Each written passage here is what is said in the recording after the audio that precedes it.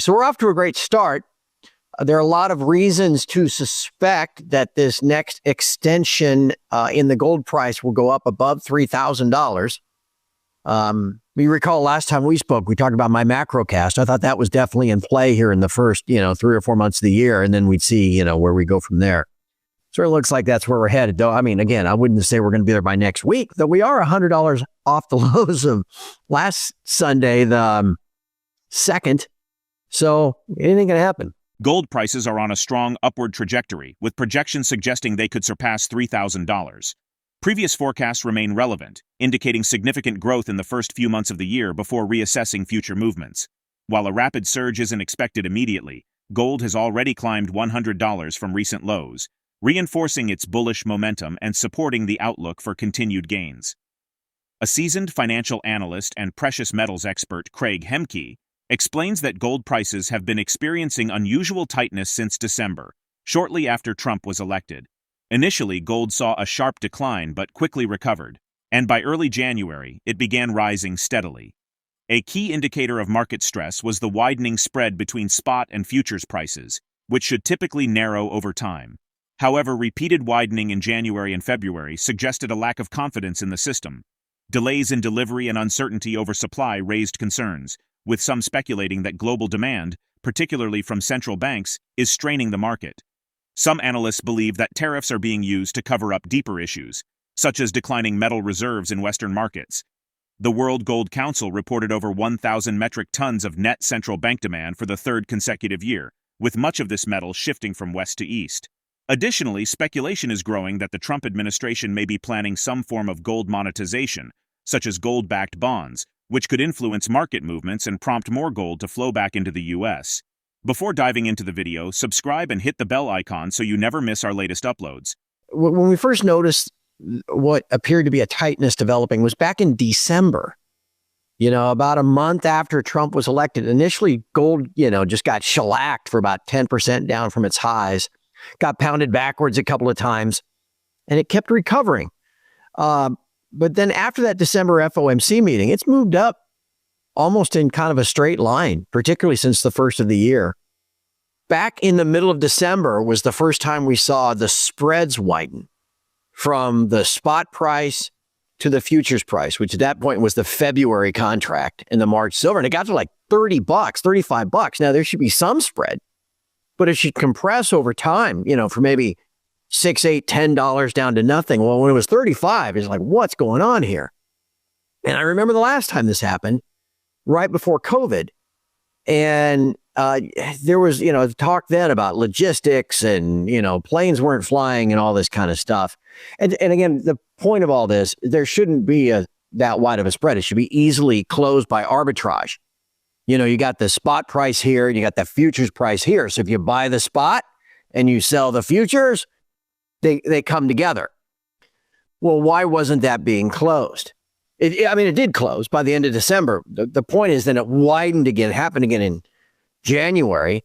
And now even here in February, it's, $30, $35 again. So why is that persisting? Why is that not being closed? To me, it's a lack of confidence, because if you're going to execute that trade, if you're going to buy at spot and sell the future, well, now you're short the future.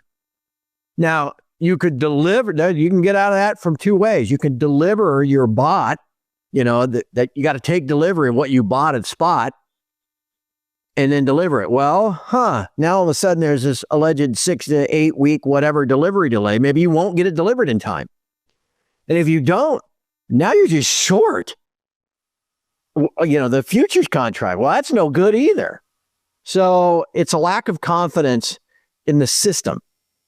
That's being, the problem is. Now, we've been told, and I was buying this for a while, it was all about tariffs, but I've not seen where gold or silver are even in discussion. We got aluminum and steel, and stuff, and general tariffs that are discussed against EU and Canada, Mexico, and the like. But I'm not seeing anything specific for gold. And I started thinking a couple of weeks ago, I was in the middle of a podcast I recorded for my site with Andrew McGuire. I was like, Andy, I think we're being gaslit. I think we're being told that it's a tariff as cover. And what got me thinking about that is, Elijah, we World Gold Council just last week announced another, 1,045 metric tons or something of net central bank demand in 2024. Third year in a row, over 1,000 metric tons of net demand. It's like 3,300 metric tons. That, most of that, I think, is being taken and moved from west to east. We know about the silver supply deficit that's now, 700 million ounces at least over the last couple of years. And it just made me wonder, London operates on a pretty tight float. I wonder if maybe they're just running out of metal. And I think that's a possibility. Then lastly, I'll just add one more thing. Again, this all began after Trump. It really started kicking in December after that first pullback. Maybe, and we got some hints of this over the weekend, maybe there's some kind of, we'll loosely call it monetization of gold that's coming by the Trump administration, whether it's gold-backed bonds or whatever, that is demanding, that is, forcing U.S. government, Fed agents, bullion banks, which are the primary dealers of the Treasury market, maybe they're the one. That's why this metal's coming back to the U.S. Craig Hemke highlights that concerns are growing over the depletion of gold reserves in London's vaults, with reports suggesting that the available supply is dwindling. While the LBMA claims to have 8,500 tons of gold, much belongs to the Bank of England and ETF funds like GLD, leaving little for actual market liquidity. Given the record-breaking central bank demand over the past 3 years, questions arise about whether the vaults have been adequately replenished. Delays in gold deliveries, sometimes stretching up to 48 weeks, suggest tight supply conditions, contradicting official reassurances. Craig Hemke talks about recent events, including a fumbling response from a Bank of England official when questioned about gold availability, which has fueled speculation that the market is struggling to meet demand. If sufficient gold were available for sale or lease, delivery wait times wouldn't be as long. The steady upward movement in gold prices since the beginning of the year further indicates market stress. As uncertainty grows, many question whether London's once reliable gold market is now facing a significant supply crisis. Now, let's shift our attention towards the interview. You used to go in there and you'd walk and there'd be, these racks of gold, and you'd move vault from one side to the other. The gold would just kind of go from one side to the other and it was no big deal. You walk in there now, there's no gold left. I made a pretty big deal of that at the time. That was 11 years ago. And that's mainstream media. That's not just some, tinfoil hat, lunatic blogger talking about that. Me. That's Bloomberg. And so you think, okay, well, if that was the case then, how much have they been able to replenish over the years ahead of then this record central bank demand we've seen the last 3 years? Now can the vaults be empty in a literal sense? No. The LBMA came out just last Friday and said, oh, what's the worry? We got 8,500 tons. It's a lot, right? In a literal sense, there's all kinds of gold there. But those LBMA vaults are the Bank of England vaults that hold all of the Bank of England's gold, which is 4,000 some odd tons. They also hold all the ETF gold, like the GLD and the others, that is all custodian in London, which is pretty handy, actually. But that's like 3,000 tons. So the maximum that could conceivably be for, I guess you could say the Bank of England could sell gold, just like they did at Brown's Bottom, in 1999. But you can't, it would be pretty nefarious to be taking the GLD gold and selling it to market. So what's the actual float? I remember Ronan Manley writing about this a couple years ago, 800 tons. Well, now that's a number that, kind of hand to mouth, just in time delivery number that could be in peril here. And again, if there's all this gold, why does it take 4 to 8 weeks to deliver it? They had to, Dave, whatever the hell Dave's last name is, Bank of England, assistant vice governor or whatever his title was. Dave Ramsden, I think was his name. Anyway, just like the Fed has press conferences after their FOMC meetings, well, Andrew Bailey, the head of the Bank of England, now does this as well. And they cut rates last week. So they're having a press conference.